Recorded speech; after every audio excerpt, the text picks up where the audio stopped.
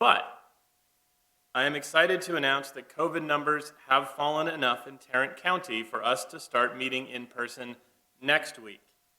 For those of you who will be joining us in person next week, please remember your masks. And we'll see you then. For those of you who will still be joining us online, we will still have that option going forward. So please join us, same bat time, same bat channel. And thank you all for doing your part in keeping local infection numbers down. We'll be keeping our lines of communication open on this subject, especially if numbers start climbing again. So our speaker in the virtual pulpit today is Melody Moberg, delivering her sermon titled, "Wake Now My Senses." Melody comes to us from the University Unitarian Church of Seattle, and she serves as their director of family ministry while she attends seminary. I can't wait for you all to hear from her a little later this morning. So please make yourself comfortable during the service. Sit, stand, rock, wiggle, or be quiet as a church mouse, but virtually gather close as we listen to this morning's prelude.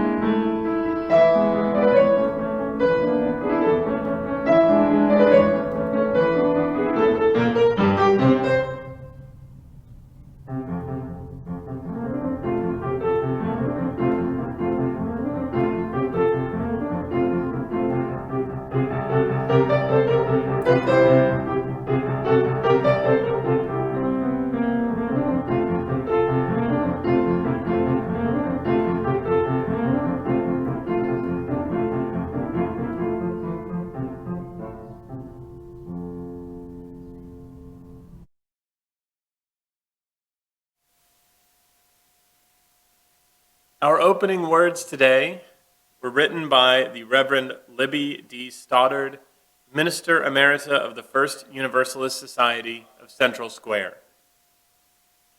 We have come into this room of hope. We have come into this room of hope where our hearts and minds are opened to the future. We have come into this room of justice where we set aside our fear to name freely every oppression. We have come into this room of love, where we know that no lives are insignificant. We have come into this room of song, where we unite our voices in the somber and the beautiful melodies of life.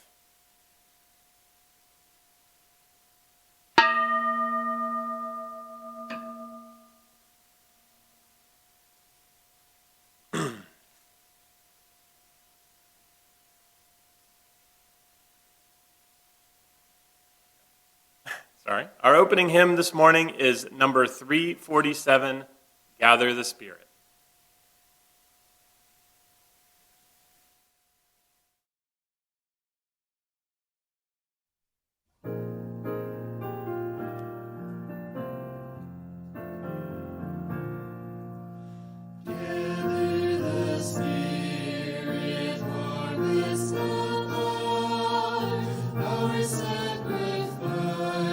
Will kindle one flame, witness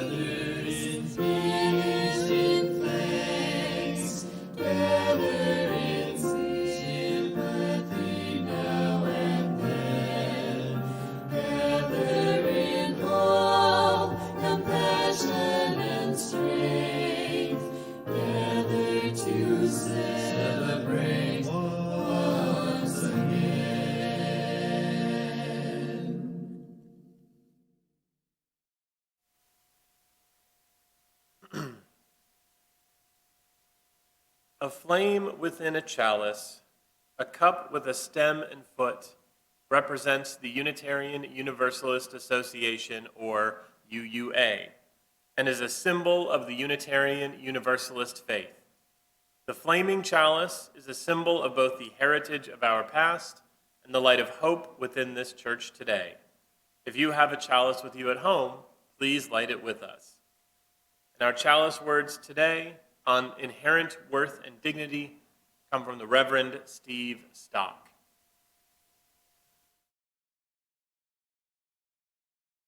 There is always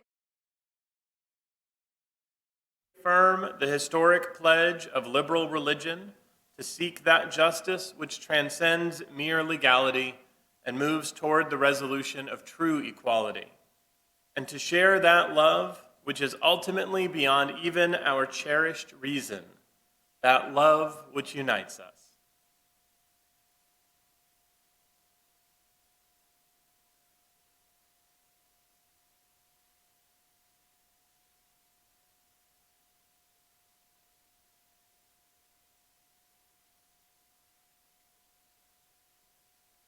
Our chalice lighting song today is Be the Light by Leah Morris, inspired by the poem The Hill We Climb by Amanda Gorman.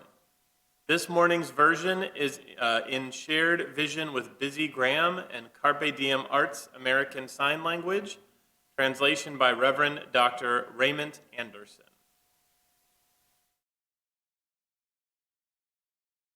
There is always a light.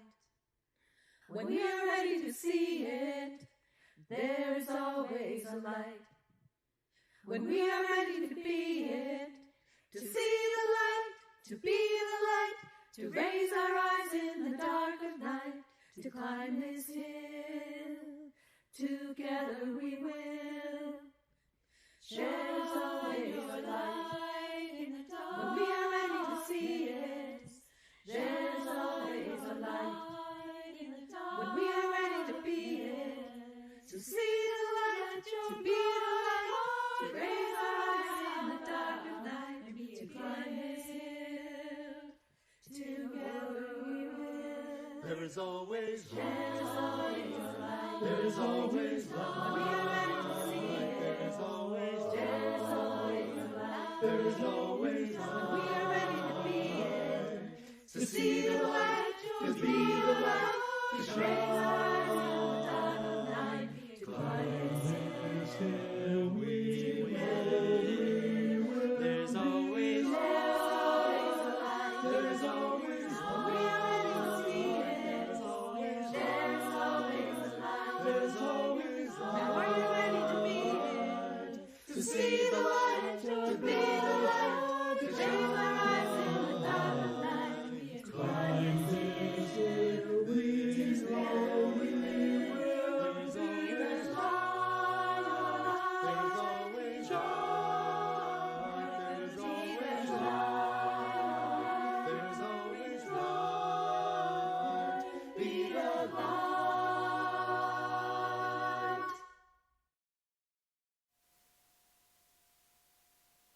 So please join me in reciting our affirmation. Love is the doctrine of this church. The quest of truth is its sacrament, and service is its prayer. To dwell together in peace, to seek knowledge in freedom, to serve others in community, to the end that all souls shall grow into harmony with creation. Thus do we covenant with one another. And now I'll be inviting Kim Hart up to the podium in her role as our pastoral care representative this morning.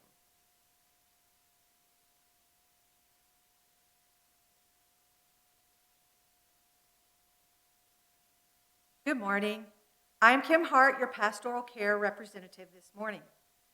In our community here at Westside, we make time each week to share pieces of our lives with one another. We do this because each person in this community has value. Each person's experience matters.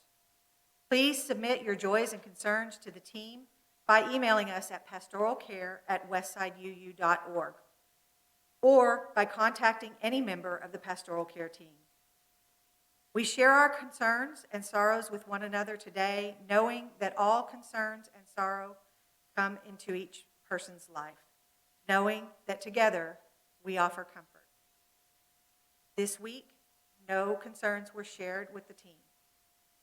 We also share our concerns with one another, our joys with one another, knowing too that joy comes into all of our lives, knowing that together our voices can rise in a chorus of celebration. This week, no joys were sent to the email address. Not every joy or concern can be shared openly in community. Some must be shared eye to eye, or simply held in the heart. We further recognize that some do not have voices with which to speak the depth of their pain or the height of their celebration. We make space each week for a musical centering, knowing the life and experience of every person matters, and together our lights shine brighter. As we hold all the joys and concerns among us, both spoken and unspoken, let us center to comfort me.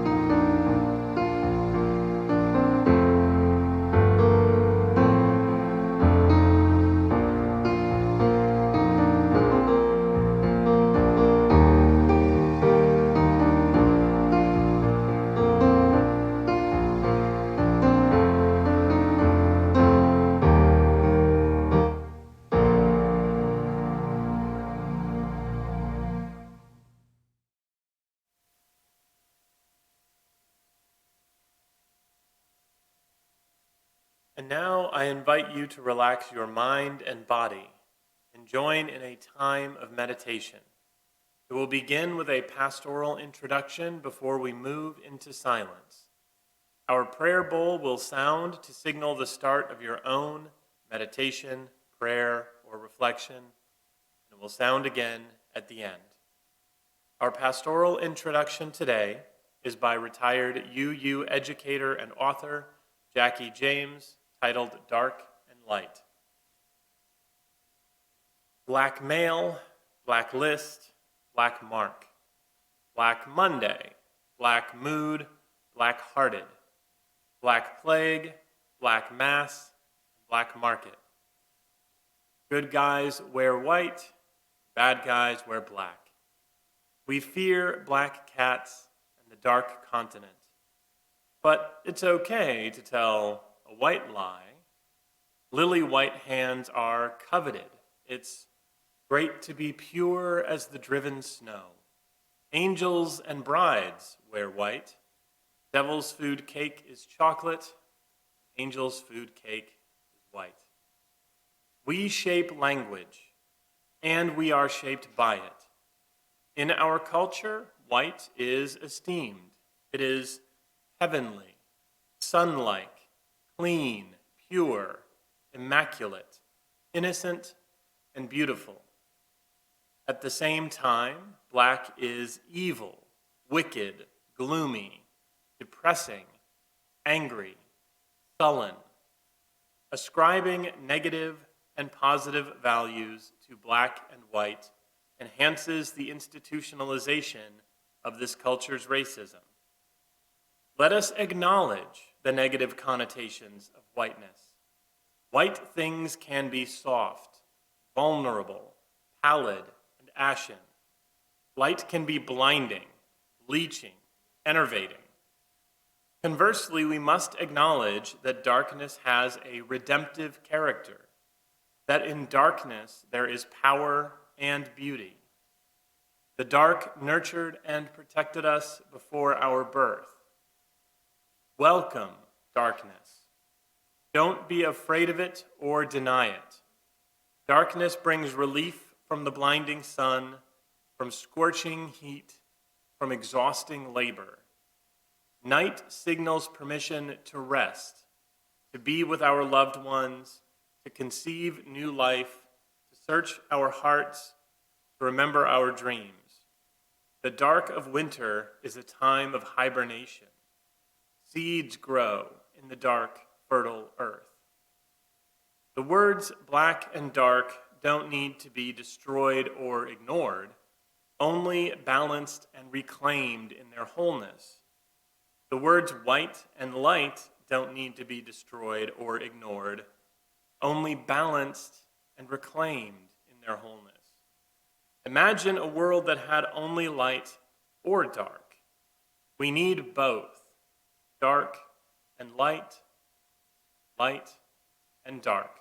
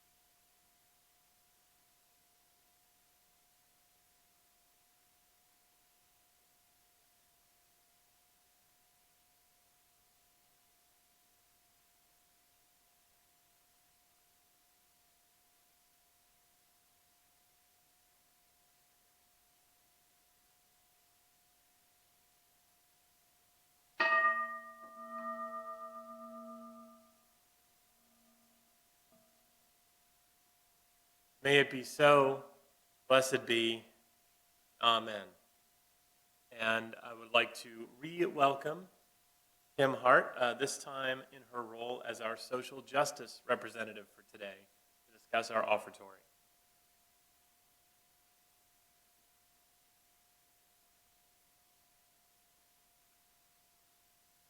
The purpose of the church is to encourage all who gather here to grow more generous in spirit and action. This is the great end of all the world's faith traditions, to bring the human being closer to the divine by acts of creation and compassion in the spirit of generosity. Westside reaches out to our wider community. We now take an offering that allows us to exercise our generosity of spirit. Our plaid offering for February will go to Journey Forward. Journey Forward is a nonprofit organization founded by Kathy Taylor, a lifelong DFW resident. In 2013, Kathy's 27-year-old son, Corey, was shot and killed. Finding it difficult to navigate the criminal justice system and unable to find resources to help her and her family cope with the loss, she started Journey Forward. Journey Forward serves the DFW area by providing resources and counseling for victims of gun violence and other forms of violence to support them through their trauma. The group helps victims process their grief with free trauma-informed counseling, EMDR, eye movement desensitization and reprocessing therapy, support groups, and help navigating the criminal justice system. Journey Forward provides outreach through its educational curriculum in partnership with schools, churches, and community youth programs. This workshop teaches leadership through nonviolent intervention to youth experiencing and coping with gun violence. It provides education regarding gun violence to the wider community and advocates for common sense gun legislation. The gifts of the congregation will be most gratefully received through the Vanco mobile app or our church website or check by mail. Please enjoy this musical offering performed by Yuki.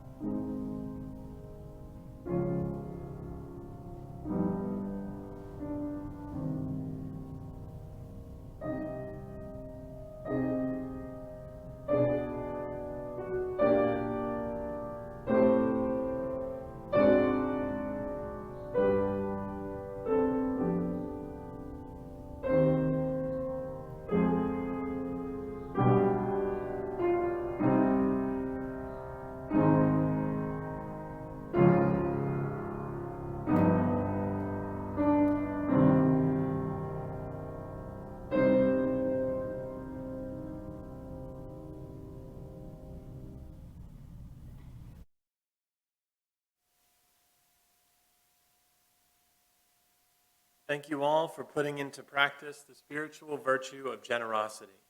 Our giving connects us to the wider web of our community. And now I have the distinct honor of welcoming Melody Moberg to our virtual pulpit to deliver her sermon, Wake Now, My Senses. Good morning, West Side. My name is Melody Moberg. I use she, her pronouns, and I serve as Director of Family Ministry at University Unitarian Church in Seattle, Washington. I'm a candidate for UU Ministry. I am completing my Master of Divinity degree at Seattle University's School of Theology and Ministry. It is such an honor and a blessing to be able to share my words with you all today. Mary Oliver's wild geese hit me like revelation. You do not have to be good. You do not have to walk on your knees for 100 miles through the desert repenting. You only have to let the soft animal of your body love what it loves.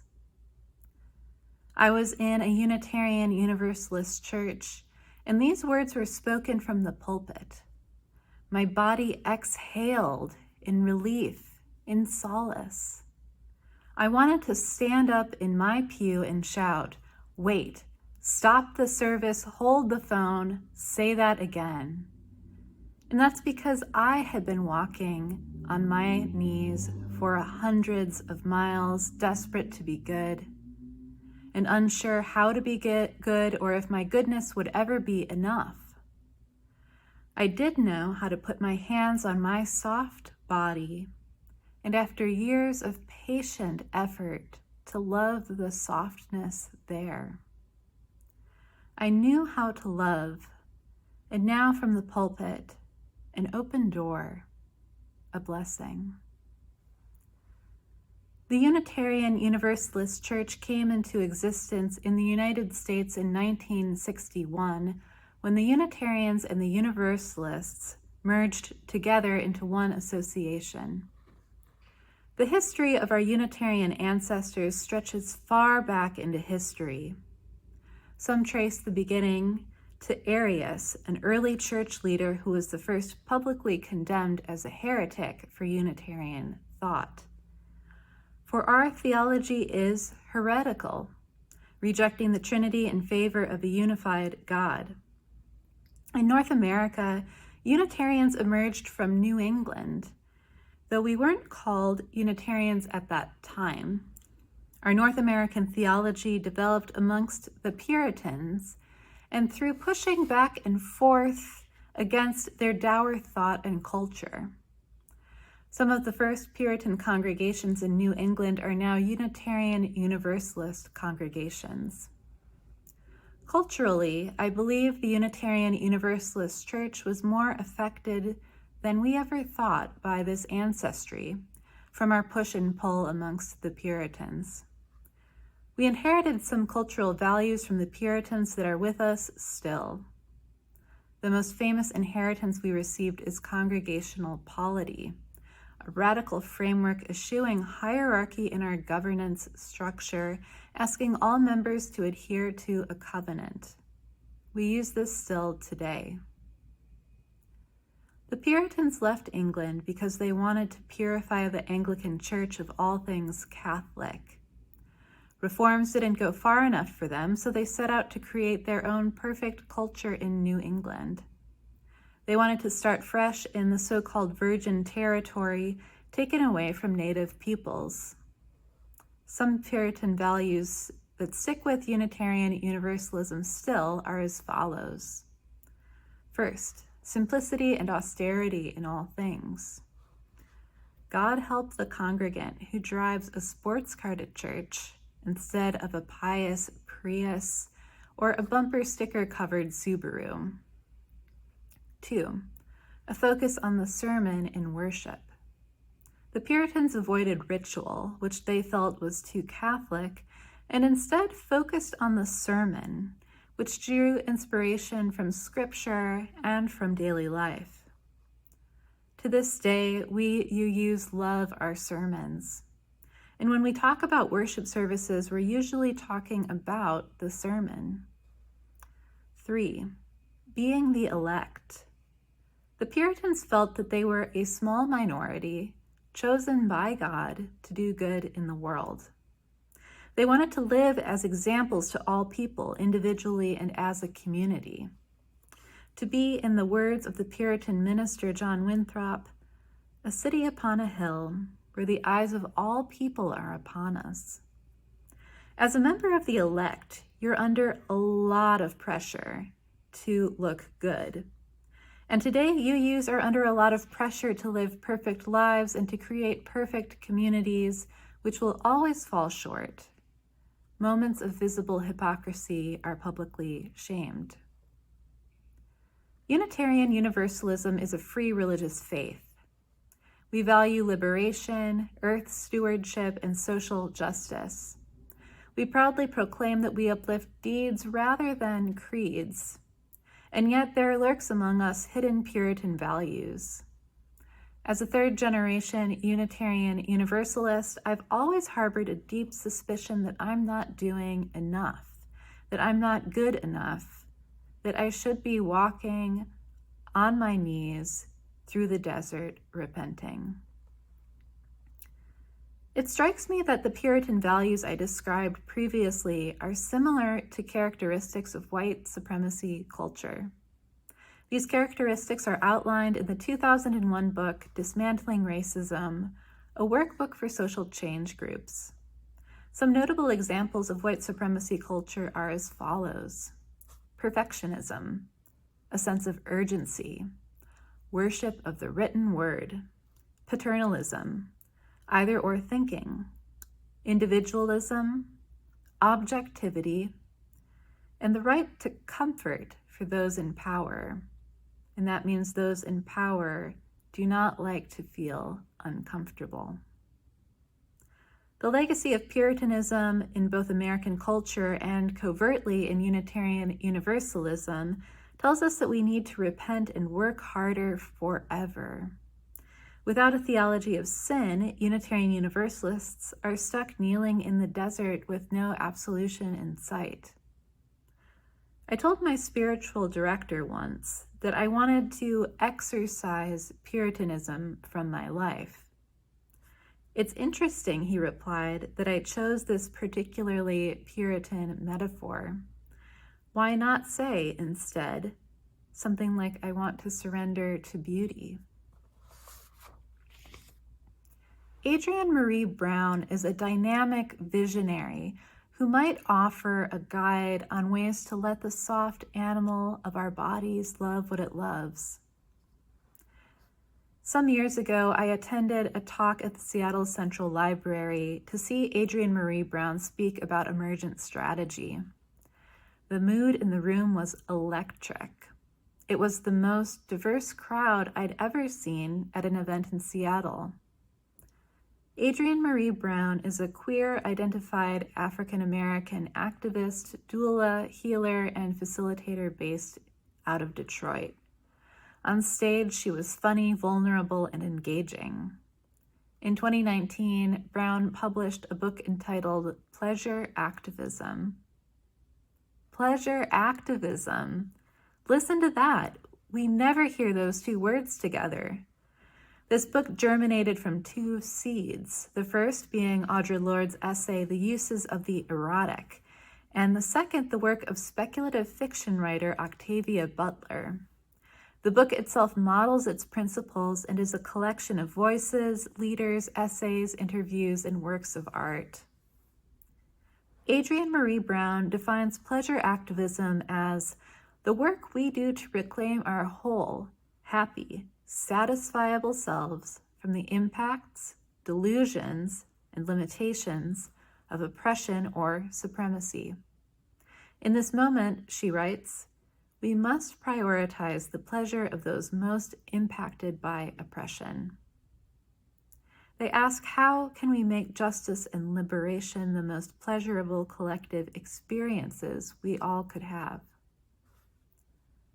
The concept of pleasure activism explodes my mind. Adrienne Maree Brown centers people on the margins as those most denied pleasure and most in need of its healing presence in their lives. The work contains frank and radical ideas about sexuality, relationships, and drugs. But most radical of all is the book's very premise. What if activism really was pleasurable? How does our collective denial of pleasure affect our aliveness? How does denying pleasure help capitalism? And how does denying pleasure demonize sex workers and those incarcerated for drug charges? What happens if activists shift their tactics?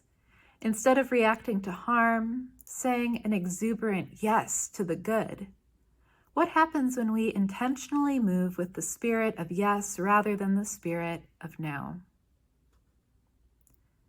In seminary, we talk about self-care all the time, but we mostly talk about how we aren't doing self-care, or how we need to start doing self-care, or how we will start doing self-care after the term ends.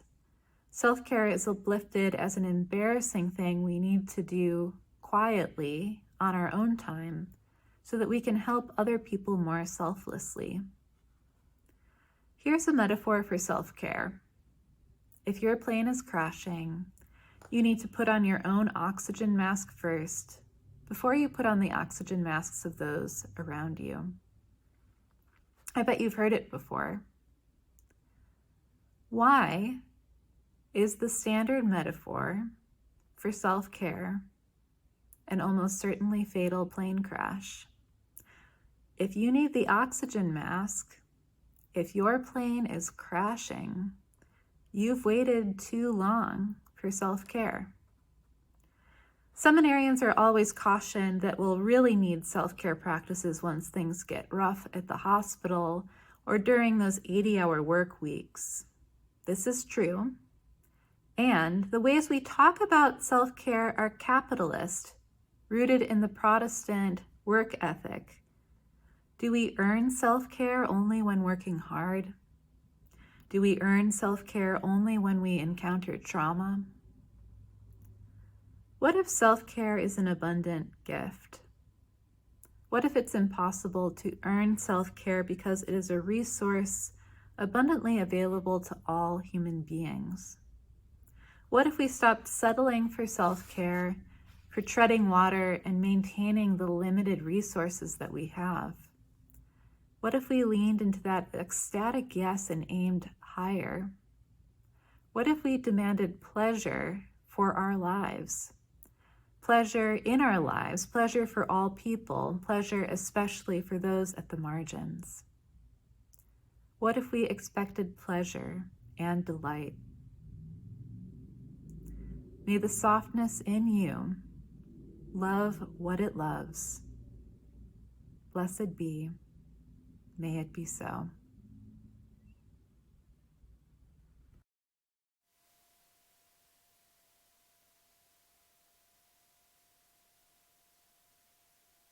Thank you for that melody. Our closing hymn today is number 298, Wake Now My Senses.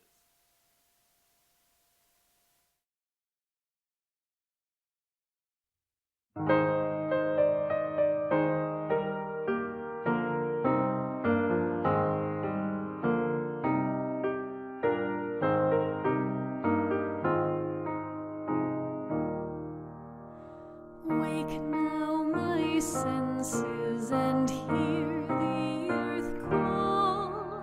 Feel the deep power of being in awe. Keep with the web of creation your vow. Giving, receiving as love shows us how. Wake now my reason, reach out to the new.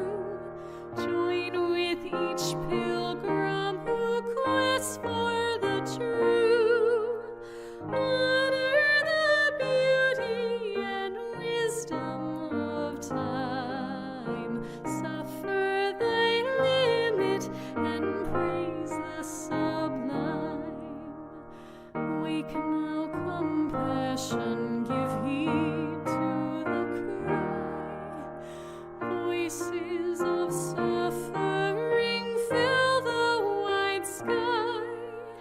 Take as your neighbor both stranger and friend, praying and striving their hardship to end.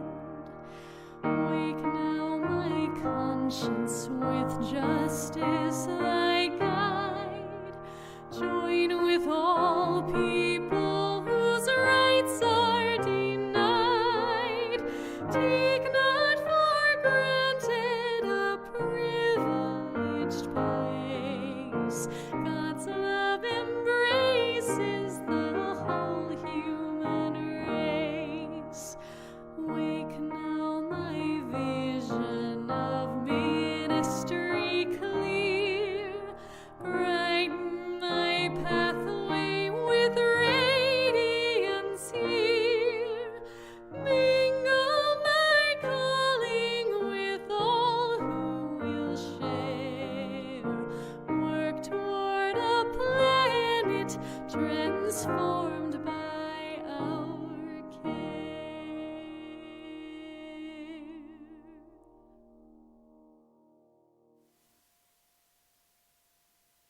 It occurs to me when I introduced Melody, I said it is my distinct honor to introduce her. Looking back on it, I probably should have said it is my distinct pleasure to introduce Melody Moberg.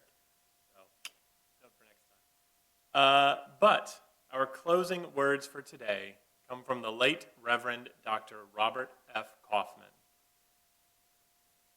We have come together to share our deepest concerns, speaking and singing words of inspiration and hope. We have committed ourselves to do what we can to ease the burdens of those who suffer, to stand for decency and compassion. We have pledged to work for a more wholesome environment for us and for all the generations that will follow. But these are just words, and the hymns that we sing are just songs. All our reflections are just idle thoughts. When we convert them all into loving and responsible action throughout the week, then and only then will this morning become what we want it to be, a time of worship.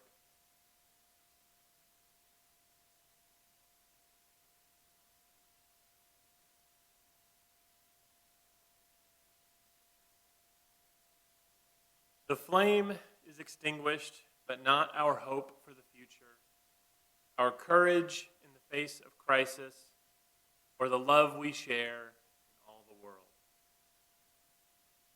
So join me in our congregational closing. Let us go in peace, believe in peace, and create peace in our lives and in the world. And that ends our formal service. Thank you all for being here. And again, thank you to our AV team. Incredible work today. Thank you so much. It's another thing when you're here watching it. It is fantastic. But we do have another opportunity to be in community with one another. You can join our virtual coffee hour on Zoom until 12:30.